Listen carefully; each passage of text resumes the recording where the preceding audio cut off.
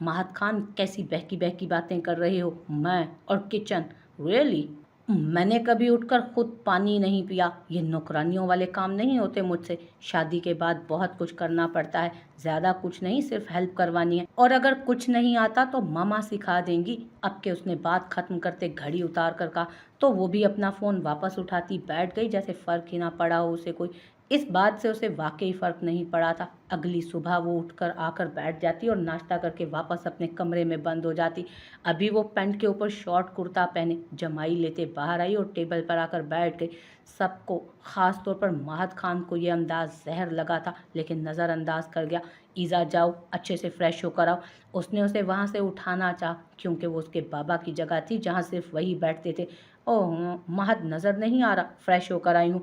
उसके जवाब से सब औरतों ने एक साथ उसे देखा। अच्छा, उठें यहाँ से, ये ताया जान की जगह है। चूँकि मेहर भी वहीं थी आजकल, तो उसे देखते बोली, यार नाम थोड़ी लिखा है, जो आए वो खाली कुर्सी पर बैठ जाए। Enough enough. ईज़ा, बकवास नहीं, बाबा की जगह है ये, कोई नहीं बैठता यहाँ। उठो यहाँ से अब के महत खान ने अपनी हथेली जोर से टेबल पर मारी और ताश में उठ खड़ा हुआ।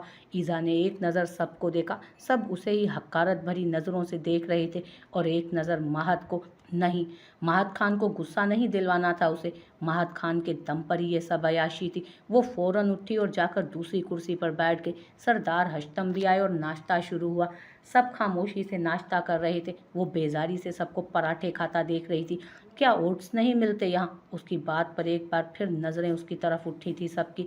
मिल जाएंगे बेटा, आज हम शहर की मार्केट से मंगवा देंगे। अभी के लिए ये ब्रेड खा लें। ज़ैनब बेगम ने कहा तो उसने मुंह बिसोड़कर ब्रेड की ट्रे उनके हाथ से ली। उफ, कहाँ बैठूं, इन पेंडुओं में फंस गई हूँ। मुझे लगता है महत को किसी तरह कन्विंस करना पड़ेगा कि एक अलग घर ले।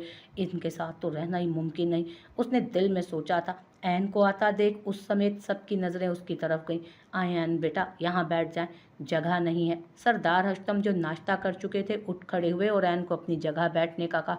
उसने सबको हैरत से देखा। कुछ लम्हे पहले उसके बैठने पर कैसे वबाल पैदा हुआ था, और अब उस लड़की को सरांखों पर बिठाया जा रहा था। उससे हजम नहीं हुई ये बात। सरदार हश्तम जा चुके थे। सब औरतें ऐन की तरफ मुतवज्जो थी, उसे खाना खिलाने में। उसने सबको एक नज़र देखा और बोली, ओह, ये वही है ना जिसके शोहर ने इसका बच्चा मार दिया था और अब इसे तलाक दे दी है। उसके कहते ही हॉल में मौत जैसा सख्ता छाया। जुबान संभाल कर लड़की, अब की बार नाजिया बेगम बोली, लो, मैंने तो बस पूछा है, वैसे ये अपने घर क्यों नहीं जाती? अब तो इसका यहाँ रहना मुनासिब भी नहीं है। यहाँ सब दूसरे मर्द हैं। मतलब? शट अप ईज़ा, उठो और दफ़ा हो जाओ अपने कमरे में। महत खान की बर्दाश्त की इंतहा हो गई थी। वो चीखा था। ऐन ने नम आंखें झुकाईं। उनके घर कंस्ट्रक्शन का काम हो रहा था और शाहनवाज आजकल अस्पताल में थे, इसलिए वो वहाँ रह रही थी। ऐन, यहाँ रहती हैं या नहीं? आइंदा मैं तुम्हारे मुंह से ऐसी कोई बात ना सुनूं। ईज़ा, अब की बार ज़ैनब खान का लहजा भी सख्त हुआ था। इसके शोहर ने बच्चा तो मार दिया।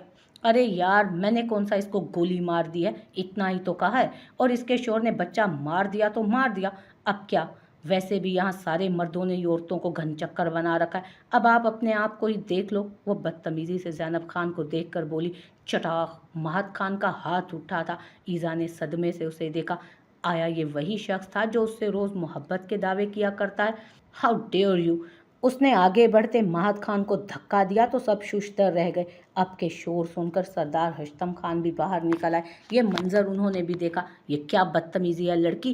बदतमीजी तो आप लोग कर रहे हैं। मैं कब से खामोश थी। मेरे शोहर के कान भरते शर्म नहीं आती? ये पहनो, वो ना पहनो, तुम लोगों का नहीं पहन रही हूँ, मेरे बाप के दिलवाए कपड़े हैं ये। खाना बनाओ, हाथ बटाओ, माय फुट।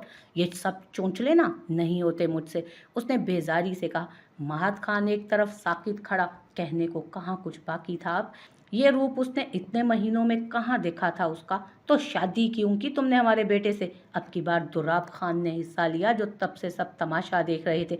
ये शख्स मेरी मोहब्बत में पागल था।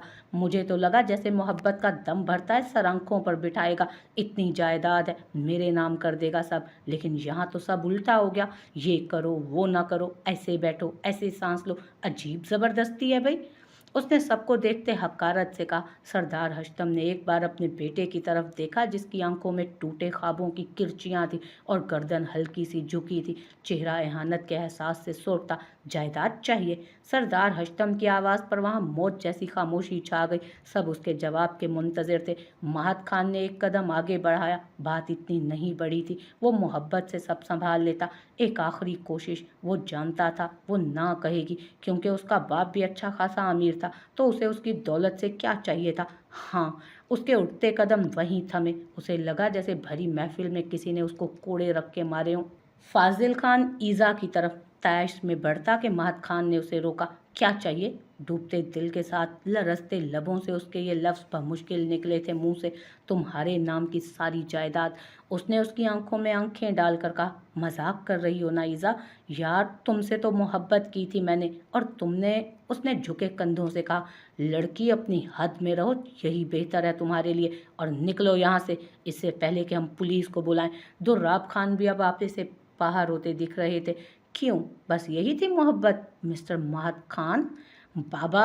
उसने मुड़कर एक नज़र अपने बाप को देखते हाँ में सर हिलाया। वो एक नज़र उसके बाप के कलेजे को चीर गई थी। ठीक है, ऐसी 1000 ज़मीनें मेरे बेटे के सदके वार दूं मैं। मिल जाएगा सब कुछ तुम्हें, लेकिन इसके बाद खुद को गुम कर लेना, हमेशा के लिए। नहीं तो हम खुद को काबू नहीं रख पाएंगे। एक मिनट, सिर्फ एक बार बताओ, आखिर क्यों किया तुमने ये सब? मुझसे मोहब्बत नहीं हुई तुम्हें? महत खान ने ठहरे लहजे में पूछा। ऐन खान ने हैरत से उस मर्द को देखा जो आज एक लड़की के लिए रो रहा था, और एक उससे मुंसलिक मर्द था जो उसे जूती की नोक पर रखता था। नहीं, तुम्हारी खूबसूरती ने मुतासिर किया था मुझे। तुम जिद बन गए थे मेरी। मेरी कोई भी दोस्त चाहकर भी तुम तक रसाई हासिल नहीं कर पाई थी, लेकिन मैंने कर दिखाया, तुम्हें तस्कीर कर लिया। देखो, उसने मुस्कुराते उसे ऊपर से लेकर नीचे तक देखा। दौलत मेरे बाप के पास भी है, लेकिन एक छोटा सा बिजनेस है जिसमें इस वक्त सिर्फ खसारा हो रहा है। तुमसे आधी दौलत भी नहीं है मेरे पास। बस एक ऐश भरी जिंदगी चाहिए है हमेशा से मैंने। तुम्हारे साथ भी गुजर जाती, लेकिन तुम सो कॉल्ड मर्द ना बदल जाते हो यार। काम करो, ये करो, वो करो, ये पहनो, यहाँ जाओ, यहाँ ना जाओ, लाइक सीरियसली। और इस गांव की पागल औरतें इसे तहफ़्फ़ुज़ कहती हैं। ज़ुबान संभाल कर, नहीं तो धक्के मार के निकलवाऊंगा यहाँ से, याद रखना। अब के फाजिल खान बोला। मैं, महत खान, अपने पूरे होशो हवास में तुम्हें तलाक देता हूँ। हर बार ये अमल दोहराते उसका दिल कांपा था। उस लड़की से उसने खुद से ज़्यादा मोहब्बत की थी, जो उसे भरी महफिल में जलील और रुस्वा करवा गई। वो शख्स जिसके लिए इज्जत और मान सब था, आज वो लड़की उसे खाली दामान करती चली गई थी। ईज़ा शाह ने तमस्कर से उसे देखा और बाहर निकल गई। वो सीढ़ियाँ फलांगता अपने कमरे में आया और ज़ोरदार झटके से दरवाज़ा बंद किया। आह! उसने अपने सर के बालों को मुट्ठी में दबोचा। मैं ही क्यों? फाजिल खान और बाकी लोग मुसलसल दरवाज़ा बजाते रहे, लेकिन नाकाम रहे थे। उसने न दरवाज़ा खोलना था न खोला। रात के आखिरी पहर सरदार हश्तम थके कदमों से उसके दरवाजे को दूसरी चाबी से खोलते अंदर दाखिल हुए और उसे देखा, जो सोफे के साथ नीचे गिरा पड़ा था। भागकर वो उसके पास आए, दरवाज़ा बंद करके उसके पास नीचे बैठे, उसका सर अपनी गोद में रखा। शेर, इतनी जल्दी हार मान गया तू? मैं शेर नहीं रहा, अब मर गया हूँ। देख रहे हैं ना आप, देख रहे हैं ना आप, वो छोड़ गई मुझे। उसने सरदार हश्तम को देखते कहा। लानत है मेरी मोहब्बत पर कि मैं उसे बदल नहीं सका, उसके दिल में खुद के लिए मोहब्बत पैदा ना कर सका। वो मर्द रोता अब खामोश हो गया था। सरदार हश्तम उसे देखते अब एक आखिरी फैसला कर गए थे। क्या? वो तो वक्त ही बताने वाला था। आज के बाद इस लड़की का नाम हम तुम्हारे मुंह से ना सुने महत खान, उन्होंने सख्त लहजे में कहा। मैं जाना चाहता हूँ यहाँ से, वहशत होती है मुझे यहाँ। उसने इर्द गिर्द देखते कहा। कहाँ जाओगे? हकीकत कहीं भी नहीं बदलेगी। उसका सामना करो और आगे बढ़ो। जिंदगी पड़ी है अभी तुम्हारे सामने, नहीं बढ़ना मुझे अब आगे, कभी भी नहीं। यही है महत खान, एक टूटा और बिखरा हुआ शख्स। ये महत खान मेरा शेर नहीं है, सो गया वो कहीं। एक दिन वही महत खान हमारे सामने होगा, ये वादा है मेरा आपसे, उन्होंने उसके सर पर बोसा देते कहा। अगले चंद रोज़ शहर की बेहतरीन यूनिवर्सिटीज़ में फाजिल खान ने इंटरव्यू दिया था। ज़ीरो एक्सप्रेशन की वजह से उसे जल्द जॉब मिलना मुश्किल था। आज उसे मालूम हुआ कि थकन किसे कहते हैं। बचपन से सब चीज़ें बनी बनाई मिल जाती थी, दौलत की कभी कमी नहीं रही थी। आज वो बिस्तर पर लेटते ही नींद की वादियों में गुम हो गया था, क्योंकि आज उसने मेहनत की थी, कुछ दिनों में शहर में, चूँकि उसके कई दोस्त थे लेकिन वो इतना क्लोज़ किसी से नहीं रहा। एक दोस्त के तवस्सुत से उसे एक यूनिवर्सिटी में जॉब हासिल करने में कामयाबी मिल ही गई। कल उसका पहला दिन था। इतने दिनों की थकन के बाद आज वो कुछ पुरसकून हुआ था। सोफे पर वो आड़ा तिरछा लेटा ख्यालों की दुनिया में था। महर, ये सिर्फ तुम्हारे लिए किया था, लेकिन अंदाज़ा नहीं था कि किसी रोज़ ठोकरें खाते रोज़ी के लिए इतना लड़ना पड़ेगा। आज एहसास होता है कि वो लोग कैसे कमाते हैं जो हमारे घर में काम करते हैं, हमारे हमारे आगे पीछे घूमते हैं। उसे आज हर प्रोफेशन खास लगा था। उसने जाना कि जो सुकून खुद कमाने में है शायद वो कहीं भी ना हो। वो पुरजोश था जिंदगी के इस नए सफ़र के लिए। पहले पहल उसे लगा वो सिर्फ महर के लिए कर रहा है, लेकिन अब उसे अंदाज़ा हुआ था कि नहीं, ये तो वो असल में खुद के लिए कर रहा है। वो खुद को एहसास दिला रहा था कि वो अपने बलबूते पर कुछ कर सकता है। मैं बदल जाऊंगा महर, उसने सिगरेट सुलगाते सोचा। उस दिन से उसने शराब को हाथ नहीं लगाया था। वो वैसे भी नहीं पीता था। उसने ज़िंदगी में एक बार उस हराम मशरूब को हाथ लगाया था, तब भी एक ही घूंट हलक में उतारा था। लेकिन सिगरेट उसने कम नहीं की थी, ये उसके बस में नहीं था। रिंगटोन की आवाज़ ने उसे दुनिया में लापट खा था। स्क्रीन पर ब्लिंक होता लैला का नाम था। उसने गहरी सांस भरी। जब सब खत्म करने की ठान ली थी तो ये भी क्यों नहीं। उसने कॉल रिसीव की। अरे खान साहब, आप तो ईद का चांद ही हो गए। मेरे ज़राए के मुताबिक आप इस वक्त शहर में हैं, लेकिन हैरानगी की बात है हमें मुलाकात का शर्फ नहीं बख्शा आपने। देखो लैला, आज के बाद मैं यहाँ नहीं आऊँगा, उसने गला खंकारते कहा। तो हम आ जाएंगे, मुकाबिल की शोख आवाज़ गूंजी। ना तुम आओगी और ना मैं, और ना अब राब्ता होगा हमारे दरमियान। कोई नई मिल गई है क्या? ऐसी बात नहीं है लैला, लेकिन मैं एक नई जिंदगी का आगाज़ करना चाहता हूँ। फाजिल खान को समझ ना आया कि अपना मौक़िफ़ कैसे उसे बयान करे। मतलब छोरी का ही मामला है। उसने आंखें बंद की तो उसके सामने उसका हसीन चेहरा आया। तो उसके लिए हमें क्यों छोड़ रहे हो? वो वहाँ पर है और हम यहाँ पर कुछ वादे साथ बांध लाए हैं, तो मतलब मोहब्बत का मामला है। पता नहीं लैला, लेकिन वो मुझे भी आम मर्दों जैसा समझती थी। हमारे हर सवाल का एक एक जवाब हमेशा तैयार रहता है उसके पास। उसकी नज़र में हमें खुद के लिए इज्जत नज़र नहीं आती। उसे मोहब्बत नहीं है मुझसे, तकलीफ दे है ये बात। तकलीफ दे पता है क्या है? खुद से मुंसलिक शख्स की आंखों में खुद के लिए अजनबियत देखना। नापसंदीदगी का एहसास जानलेवा होता है तब जब आप मुखालिफ पर जान वारते हो।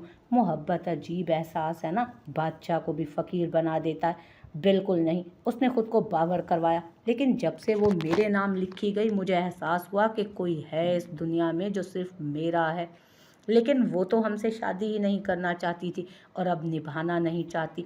वो खामोश हुआ। ज़बरदस्ती मनवाओ उससे अपना आप, ये तो बहुत ही आसान काम है, लैला ने सोचते जवाब दिया।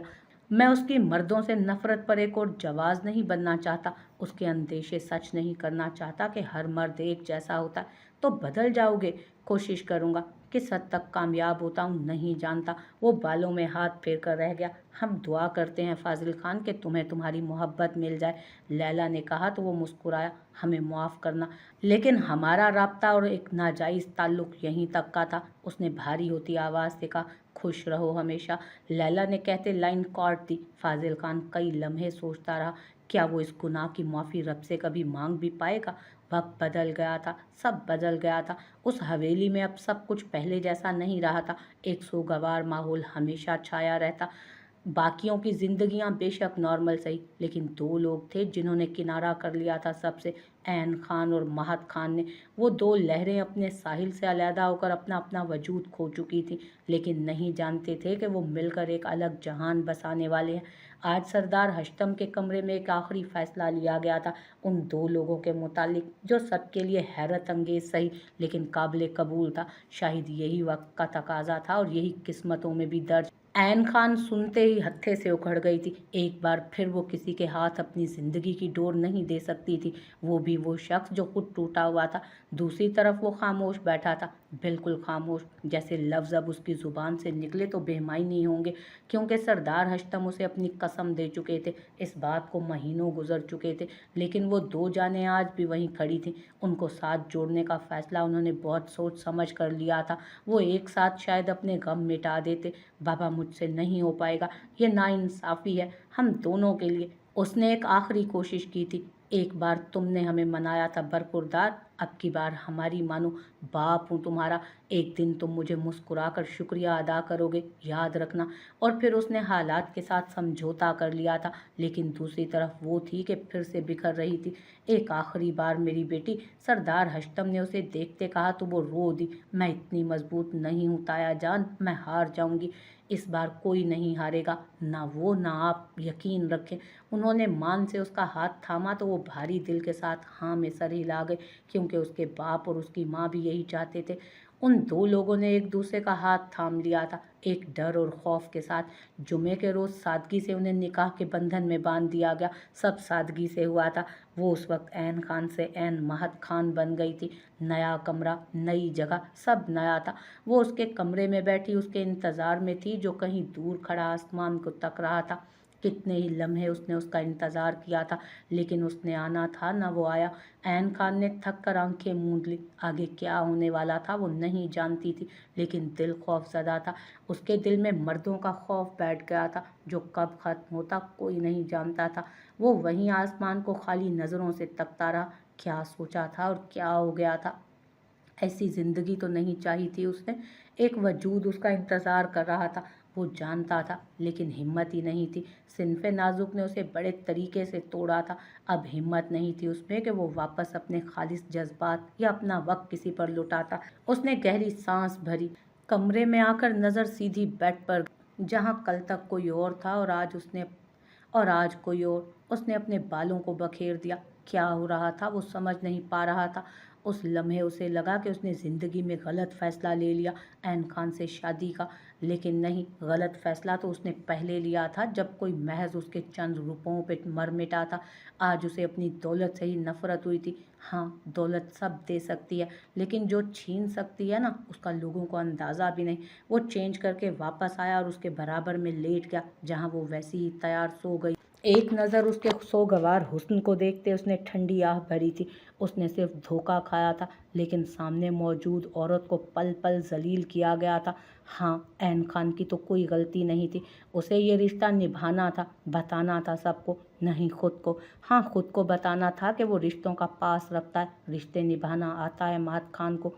उसने करीब होते उसके झुमके उतारते, उसका भारी दुपट्टा उतारते साइड पर रखकर लाइट ऑफ की। शायद आंसू वो उस कमरे की रोशनी को भी नहीं दिखाना चाहता था। कितने ही लम्हे वो लेटा रहा, नींद आंखों से कोसों दूर थी। अनगिनत सोचें लिए वो थक गया। आखिर नींद उस पर मेहरबान हो ही गई। अगली सुबह का सूरज सब कुछ बदलने वाला था, शायद कुछ कुछ या फिर सब कुछ। ऐन की आंख सुबह खुली तो वो उसके बराबर में लेटा था। एक सेकंड के लिए उसके दिल की धड़कन रुकी थी। दूसरे लम्हे उसकी नज़र साइड ड्रॉर पर पड़े झुमकों पर पड़ी। उसने झटके से वापस महत खान को देखा। दिल अजीब अंदाज में धड़का था। उसने उठकर उस शख्स को देखा। क्या वो भी वही सब करेगा जो उसके बड़े भाई ने किया था। ये सोचते उसने अपनी जगह सेकंड में छोड़ी थी। अपने आप को आईने में देखते उसकी आंखें नम हुई। जिंदगी मुश्किल थी पहले, अब कैसी होनी थी उसका दारोमदार महत खान पर था। एक औरत की जिंदगी कैसी होगी ये उससे मुंसलिक मर्द पर मुनहसर होता है। यूनिवर्सिटी में पढ़ाते आज उसे 1 महीना हो गया था। आज उसे उसकी पहली तनख्वाह मिली थी। वो तब से ट्रांस किसी कैफियत में वो 40,000 रुपये हाथ में पकड़ कर बैठा था। वो शहर की सबसे बड़ी यूनिवर्सिटी थी। उसे उसकी डिग्री की बिना पर जल्द ही रख लिया गया था, लेकिन एक्सपीरियंस ना होने की सूरत में उसकी तनख्वाह भी शुरू के चंद माह में कम रहनी थी। उसका काम देखते वक्त के साथ तनख्वाह बढ़ जाने का कहा गया था। फाजिल खान के लिए वो 40,000 रुपये एक छोटी रकम थी, क्योंकि इस रकम से कई ज़्यादा उसके बैंक अकाउंट में पैसे पड़े थे। लेकिन वो पैसे उसके अपने कमाए हुए नहीं थे। उसकी आंखें पहली बार नम हुई थीं। उसकी महीने भर की दिन रात की मेहनत थी ये रकम, जो थोड़ी सही लेकिन उसके लिए अहमियत की हामिल थी। उसे समझ नहीं आया कि किससे अपनी खुशी का इजहार करे। महर से वो तब तक अब बात नहीं करना चाहता था जब तक उसके किए तमाम वादे ना पूरे कर लेता। उसने अपने बाप का नंबर मिलाया और उन्हें ये खबर सुनाई। तुम्हारा दिमाग ख़राब है फाजिल, ये ज़मीनें, ये जायदाद सब तुम्हारी है यार, और तुम वहाँ जाकर मामूली 2 टके की जॉब कर रहे हो। पापा, ये मेरी मुंतखब करदा है, अपनी मुंतखब करदा, लेकिन क्यों?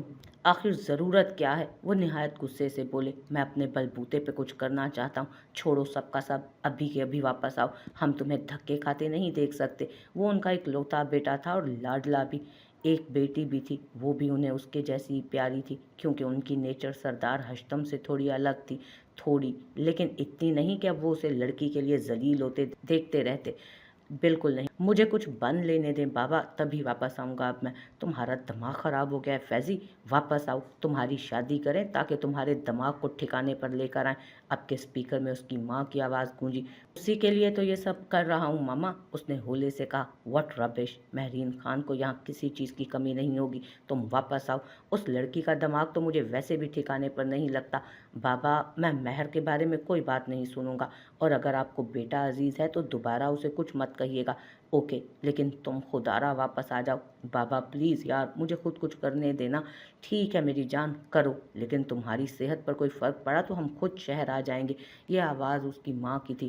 آ جائیں، ہم مزے کریں گے خوب۔ اور پھر کچھ باتوں کے بعد فون بند کر دیا گیا۔ وہ منا چکا تھا اپنے والدین کو، کیسے نہ منا لیتا، لاڈلا تھا ان کا۔ اس کے ماں باپ نے کبھی اس کی بات ٹالی ہی کہاں تھی۔ نازیہ خان مسکرائی تھی۔ حویلی کے مردوں کا یہ روپ انہوں نے کہاں دیکھا تھا، پہلی بار دراڑ پڑ چکی تھی۔ انہوں نے سکون سے آنکھیں موندی، وہاں وہ بھی پرسکون ہوتا سو چکا تھا، یہ جانے بغیر کہ کل کا سورج مہر خان کو اس سے مزید بدگمان کر دے گا۔